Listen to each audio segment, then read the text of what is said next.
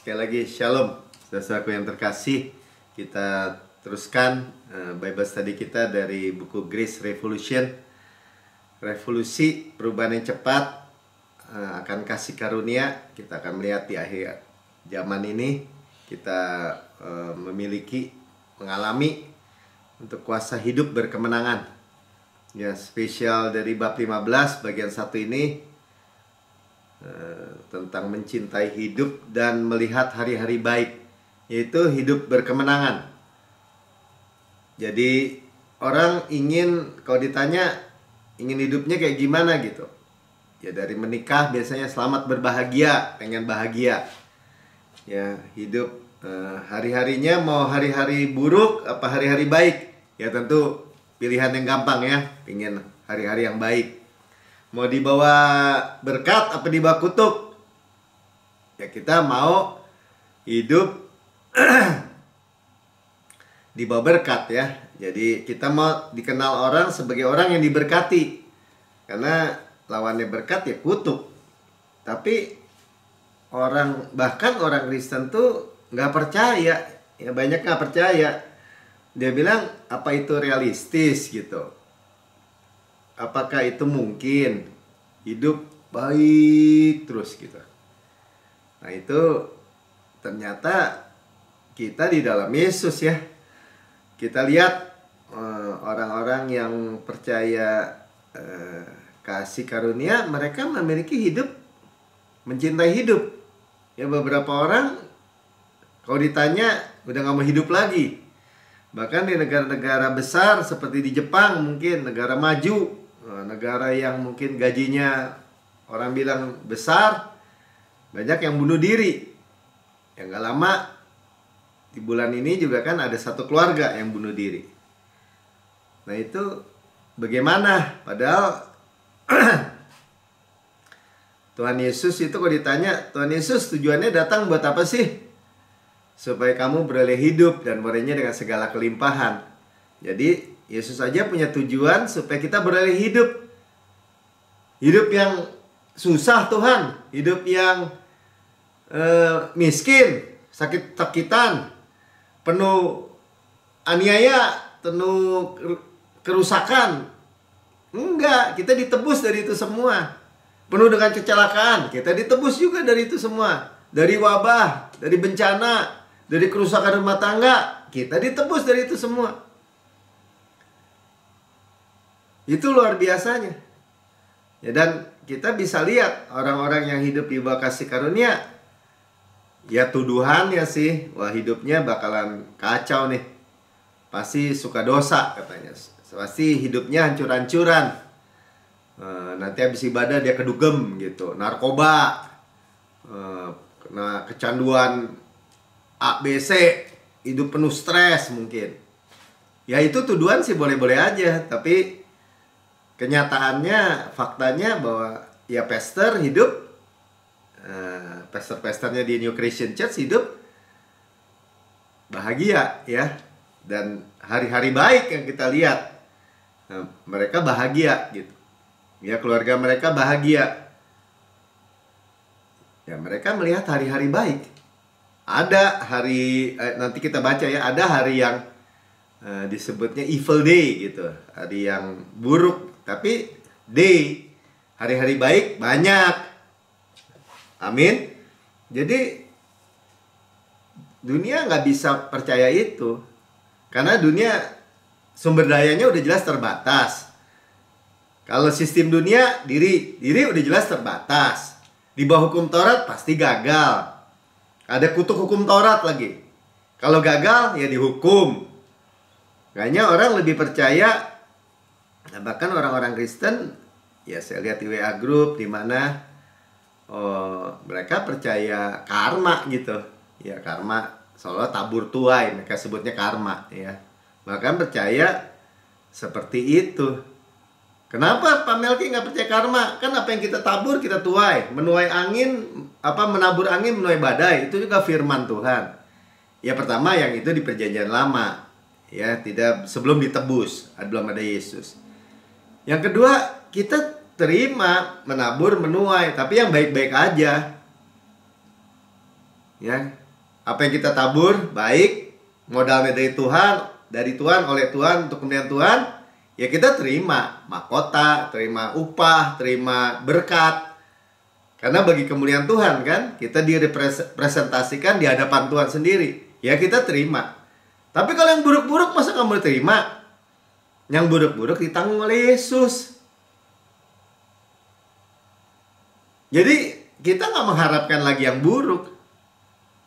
Wah, karena dulu saya makannya jorok sih, makanya kena cancer gitu. Karena ada banyak orang pikir begitu misalnya. Ya kenapa kita nggak begitu Pak Melki? Kita ditebus. Ya bahkan dari kegagalan kita ditebus. Ya bukan berarti terus kita hidup sembarangan. Ada konsekuensi, ada. Tapi konsekuensi waktu yang singkat, makan cabai ya pedes gitu. Tapi kita ditebus. Tidak ada lagi penghukuman. Ya kamu jahat sih, makanya dihukum sama Tuhan. Ya kita nggak mau hidup jahat, modal kita bukan jahat. Amin. Ya, jadi kita punya Yesus. Yesus tinggal dalam diri kita. Itu udah pasti. Kita di dalam Yesus. Kita punya Yesus. Ya. Yesus itu jawaban, jalan, kebenaran, hidup. Yesus itu hikmat, kebenaran, kekudusan, penebusan. Yesus itu great I am. Yesus itu segalanya. Jadi kita udah punya solusi yang kayak master key gitu. Kunci untuk membuka semua pintu. Masalah keluarga, masalah keuangan, masalah anak, masalah hubungan. Kalau orang dunia stres, khawatir, gelisah, ketakutan, takut ini, takut itu, fobia ini, fobia itu. Ya bahkan ya fobia, udah gitu apa? Kalau makan ini gatal-gatal lah tuh segala macam. Ya. Guilt, rasa bersalah, rasa dihukum, kecanduan rokok, kecanduan narkoba, kecanduan seksual, pornografi. Pokoknya itu di dunia itu ya seperti itu. Nah, Tuhan Yesus itu jawaban. Nah, sebenarnya solusinya sangat mudah akhirnya. Gimana sih Pak Melki bisa hidup, menikmati hidup gitu ya? Ya saya nggak berteori. Walaupun ya artinya bukan konglomerat nih, atau bukan berarti Tuhan terbatasi ya. Ya semua berjalan setiap hari dengan sukacita, dengan damai sejahtera, jalan-jalan penuh bahagia. Sampai sekarang dan seterusnya. Kenapa? Karena punya Yesus. Melihat hari-hari baik, setiap hari bangun segar, sukacita, damai sejahtera. Nah itu ternyata rahasianya sangat sederhana. Lidah, ya, anggota tubuh kita yang gak ada tulangnya ini, yang kecil ini, itu berkuasa. Kenapa? Karena Injil adalah power Tuhan. Nah kalau kita perkatakan Injil, mencipta begitu. Itu sederhananya. Ternyata kita mulai dulu ya dari 1 Petrus 3 ayat yang ke-10. Siapa yang mau mencintai hidup? Jadi jangan startnya udah nggak mencintai hidup, saya mau mati aja, nggak bisa begitu ya. Kita tahu hidup itu adalah Kristus. Dan mau melihat hari-hari baik, good days. Days-nya banyak, jamak ini. Ya harus menjaga lidahnya terhadap yang jahat, dibilang. Dan bibirnya terhadap ucapan-ucapan yang menipu. Perkataan jahat, ya perkataan kutuk, perkataan membunuh, perkataan kematian. Ucapan-ucapan yang menipu, ya dusta, bukan kebenaran. Kalau kita ucapkan kebenaran, ya itu bukan dusta, kebenaran. Kenyataan Pak, kenyataan. Ya kenyataan aja bahkan dibilang bukan kebenaran. Itu kenyataan. Kebenaran lebih tinggi. Amin. Ya luar biasa. Ya jadi ini Rasul Petrus mengkutip dari Mazmur Daud dari Mazmur 34 ayat 13 sampai 14. Kita baca juga aja ya. siapa yang menyukai hidup, ya mencintai hidup tadi di Petrus, menyukai hidup dan mengingini umur panjang bahkan untuk menikmati yang baik. Jadi sama-sama katakan long life, umur panjang dengan baik. Kenapa orang takut hidup? Karena dia pikir akan susah. Ya sampai hari ini dia baik, dia banyak orang kaya aja ketakutan banyak. Kenapa? Karena dia takut miskin gitu. Karena dia pikir kalau udah kaya bisa jadi jatuh, bisa miskin. Banyak orang takut gitu? Banyak. Kalau kita enggak.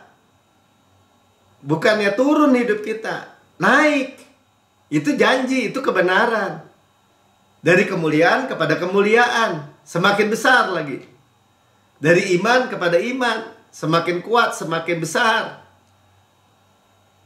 Tapi kalau meninggalkan Tuhan, ya contoh di Alkitab, Yunus ke Niniwe, dia malah meninggalkan Tuhan, ke Tarsis gitu.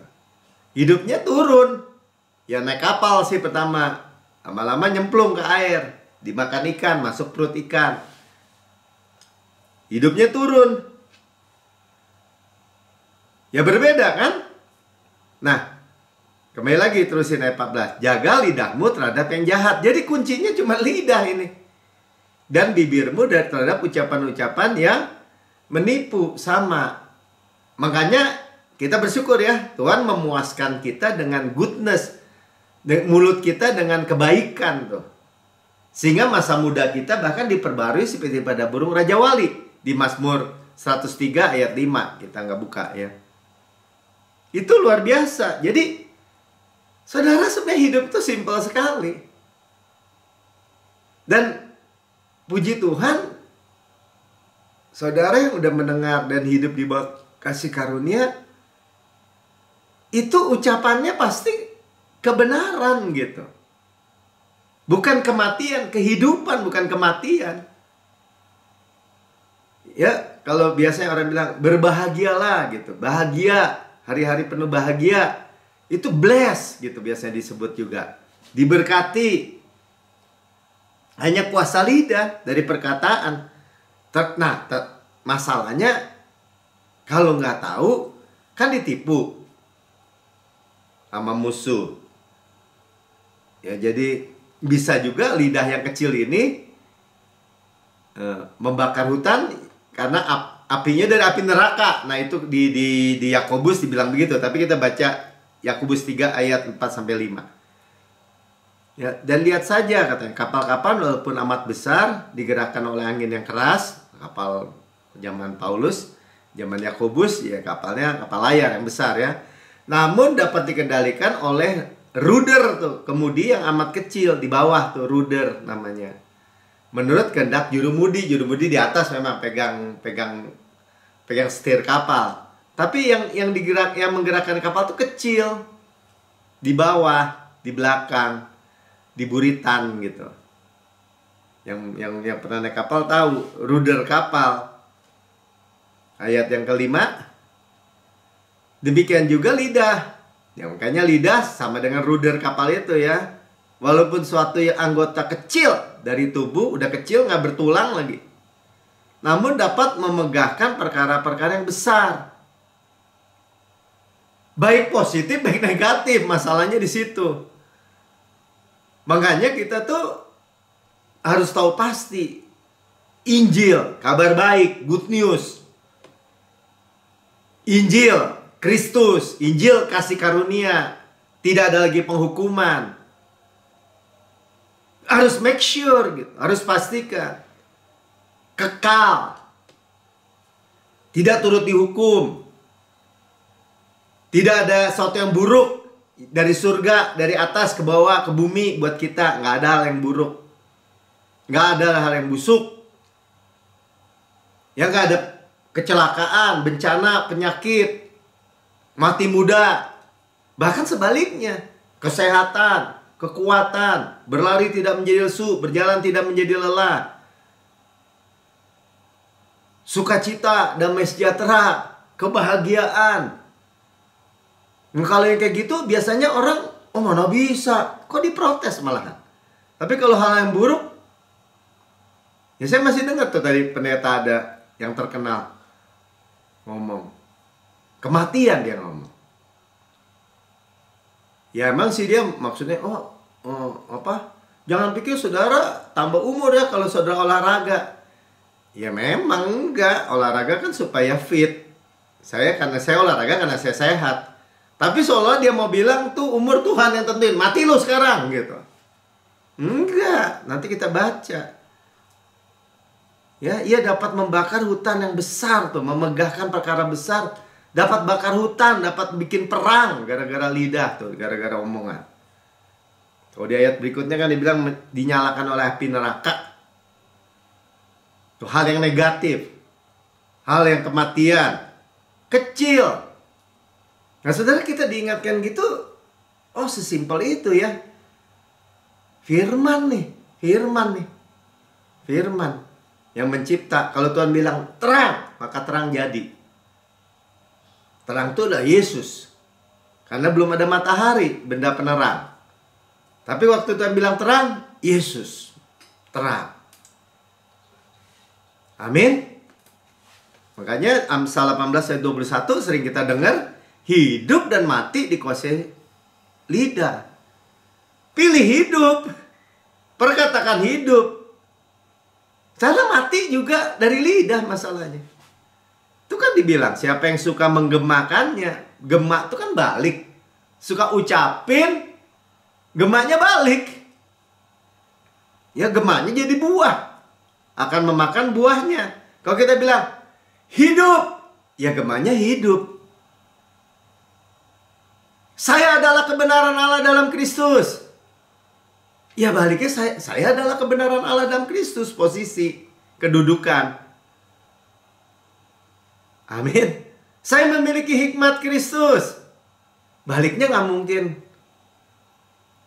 Alzheimer lah, faktor U lah, pelupa lah, jadi bodoh nih. Ya karena dia ngomong begitu. Makan buahnya buah yang buruk. Makanya kita make sure, pastikan, perkatakan Injil. Injil kasih karunia. Injil damai sejahtera disebutnya. Powerful sekali. Ini penting sekali saudara. Jangan dianggap remeh. Saya nggak mau ngomong pak, saya mau diem aja. Ada orang juga begitu bilang. Saudara sediem-diemnya pasti ngomong juga. Tapi kalau isinya beliefnya salah, yang diomongin pasti salah. Makanya kalau orang tanya, kenapa sih itu orang Kristen kok hidupnya nggak ada bedanya sama orang dunia? Pasti ada percaya yang salah. Kenapa sih percaya bisa salah? Ya pasti dengarnya ada yang salah. Kenapa sih dengarnya bisa ada yang salah? Karena musuh juga menipu gitu. Pakai apa? Pakai agamawi. Kepercayaan-kepercayaan salah, turun-temurun. Kenapa sih Pak Melki nggak mau pikul salib? Ya karena salib itu adalah kutuk misalnya. Kita make sure. Kenapa sih kok firman Tuhan dilawan? Itu Tuhan ngomong bukan buat saya. Buat orang Yahudi. Dan sebelum salib. Salib saya sebelum dipikul oleh Yesus. Dan dipantek di kayu salib sebagai saya untuk saya. Make sure. Jangan sembarangan ngomong. Hanya demi misalnya supaya jemaat jangan berbuat dosa. Ditakut-takutin misalnya. Wah kalau kamu berbuat dosa keselamatan bisa hilang. Terus disebarin. Amin, amin. Supaya orang hidup penuh ketakutan. Mending jadi benar. Fokusnya jadi dosa. Dan jadi berbuat dosa. Padahal firman udah jelas bilang begitu. Membangkitkan dalam dirinya rupa-rupa hawa nafsu, dosa. Masa sih itu firman? Kenapa kita nggak bicarakan kehidupan? Kalau kamu hidup di bawah kasih karunia, dosa nggak berkuasa.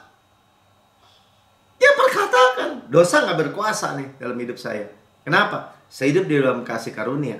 Di dalam Kristus. Kasih karunia pribadi Yesus ada di dalam diri saya. Dan saya ada di dalam diri Yesus. Ada terang hidup saya. Kegelapan gak berkuasa.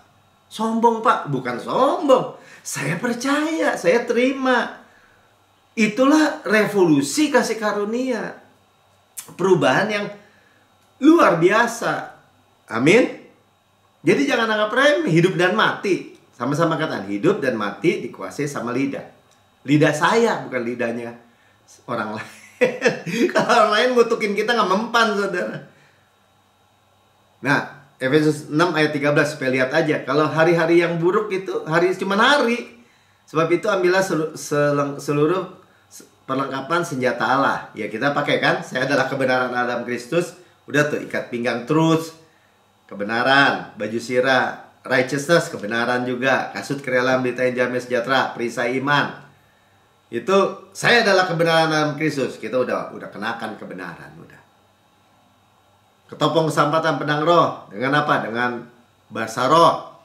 Berdoa, hiralah bashkiralah labaran. Udah diproteksi, masa depan diproteksi. Musuh-musuh nggak bisa lawan. Nah, dibilang apa? Supaya kamu dapat mengadakan perlawanan pada hari yang jahat. Evil day. Kalau hari evil cuma satu. Dan tetap berdiri, withstand. Kita cuma berdiri teguh aja. Iblis menyerang nggak nyampe. Kita kedudukannya in the secret place, di ruang rahasia Tuhan yang maha tinggi. Kalau dia nyampe juga, dan itu nggak mungkin, berhadapan dengan Allah yang maha kuasa.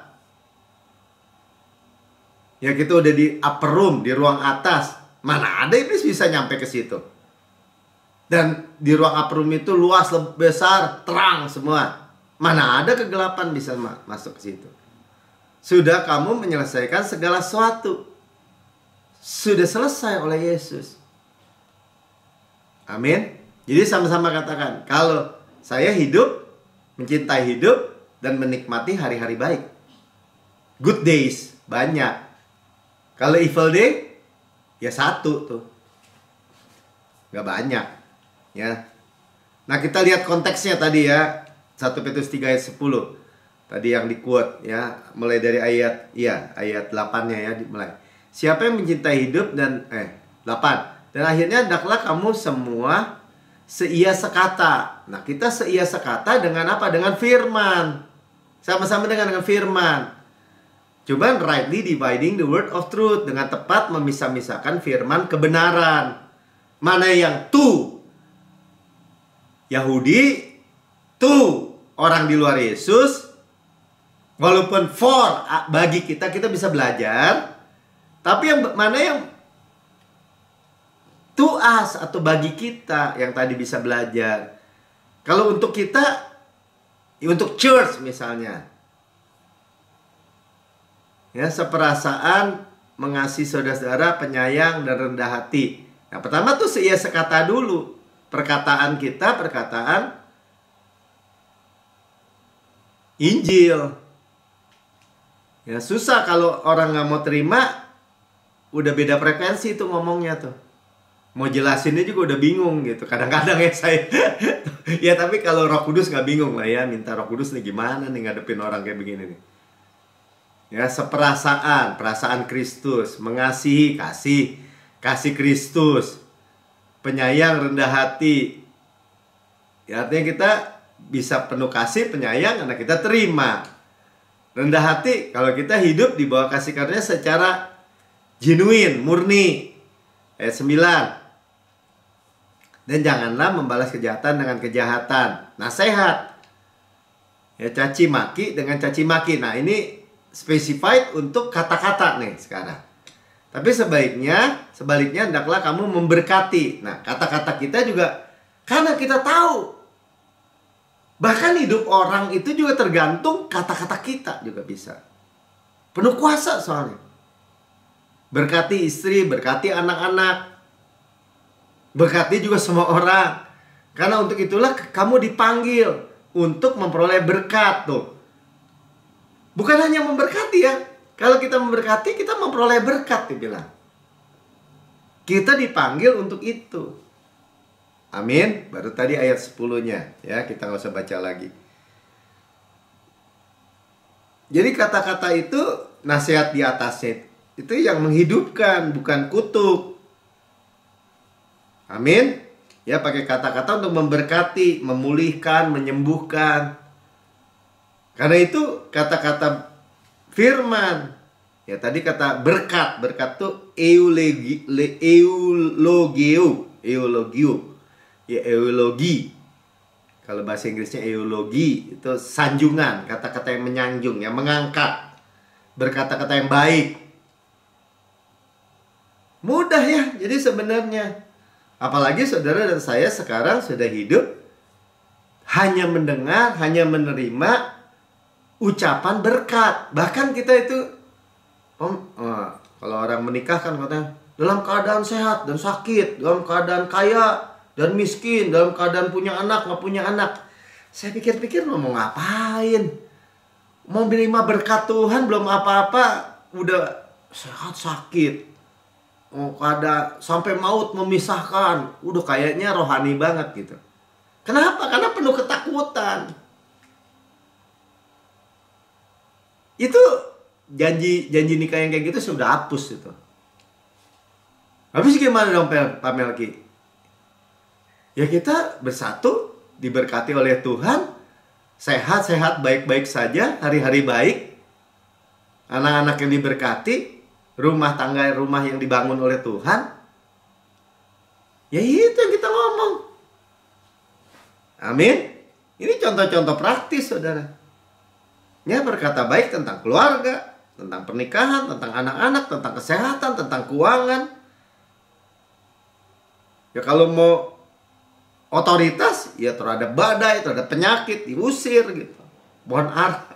Nah ini kata-kata nanti kita lihat ya 1 Korintus 1 ayat 27 tuh. Dan itu memang yang bodoh sih bagi dunia. Kalau kita bilang gitu, kita dibodoh-bodohin emang.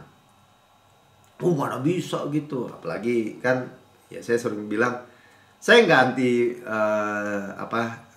bukan bilang tukang asuransi itu salah ya, bukan ya. Tapi kan seringkali karena untuk keadaan, dia jualannya untuk keadaan yang buruk gitu. Keadaan yang nanti kalau celaka, nanti kalau bapak mati kan bisa, kalau begini, ya yang buruk. Makanya itu yang lebih masuk akal.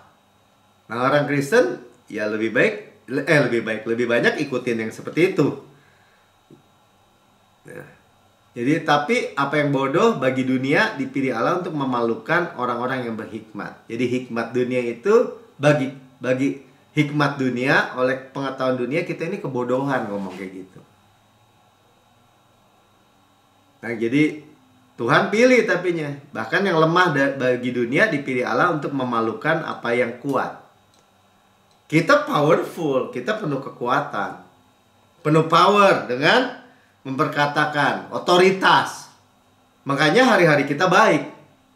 Yang percaya katakan amin. Saya selalu bilang juga sama saudara, kalau misalnya lagi sakit nih, ngomong, ya misalnya lagi kemarin dingin, sakit leher.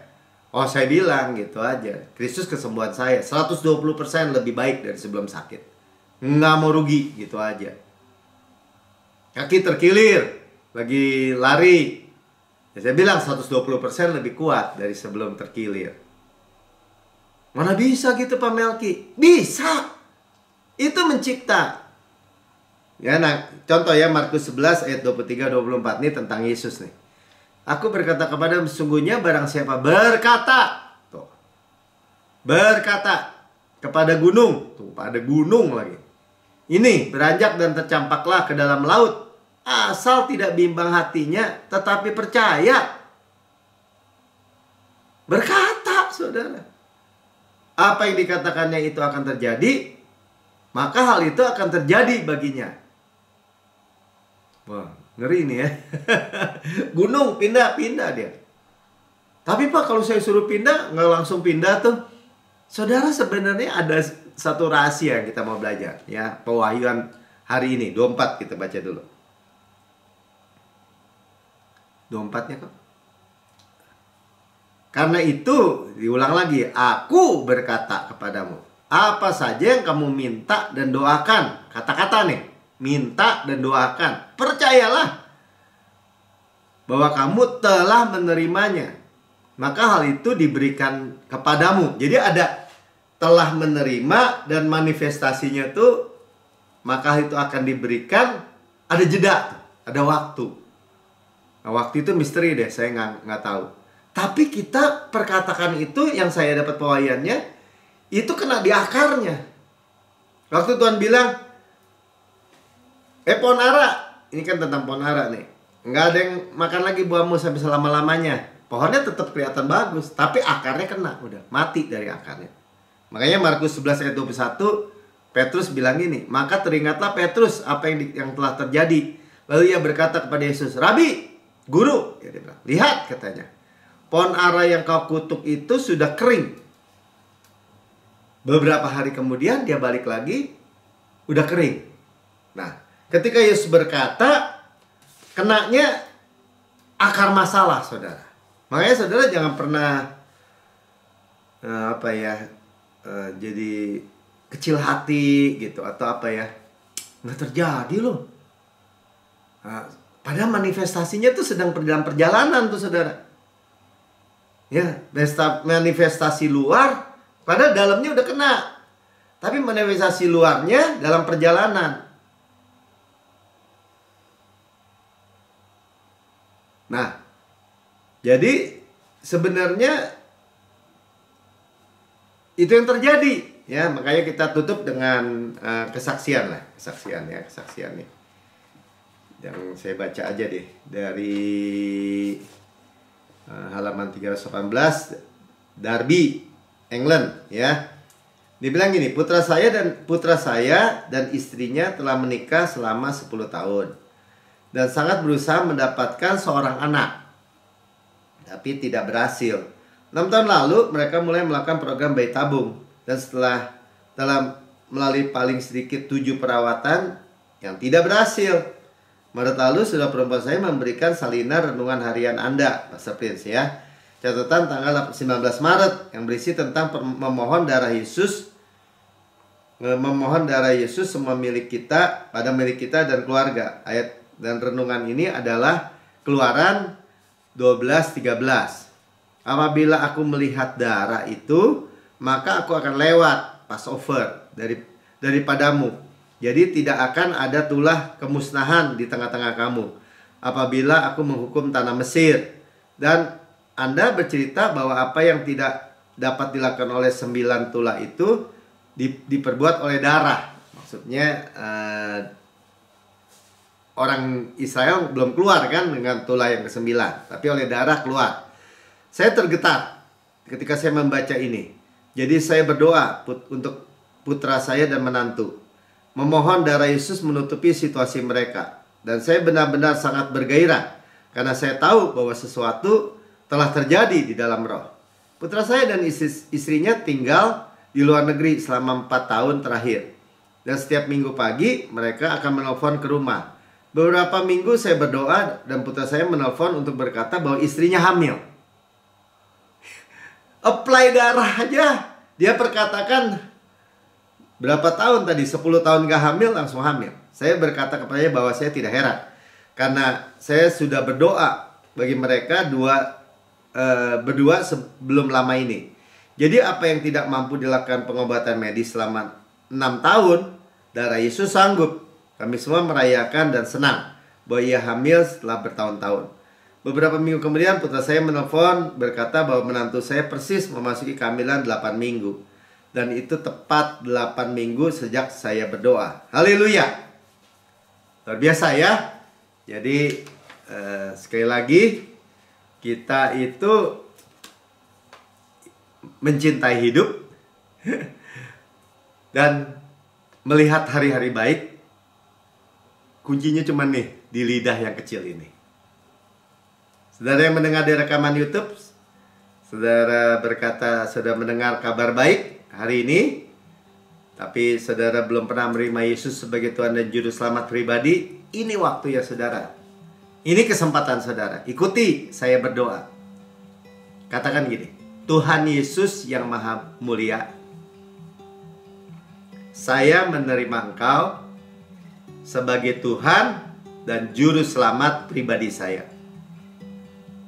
Dengan mulut saya mengaku, dengan hati saya percaya bahwa Kau telah mati buat saya, dibangkitkan karena pembenaran saya, naik ke surga, duduk di sebelah kanan Allah Bapa, dan mendudukkan saya bersama-sama dengan Yesus di surga. Surga adalah rumah saya. Saya adalah anak yang paling dikasihi. Saya orang yang diberkati. Saya adalah kebenaran Allah di dalam Kristus. Saya melihat hari-hari baik di dalam nama Tuhan Yesus. Amin.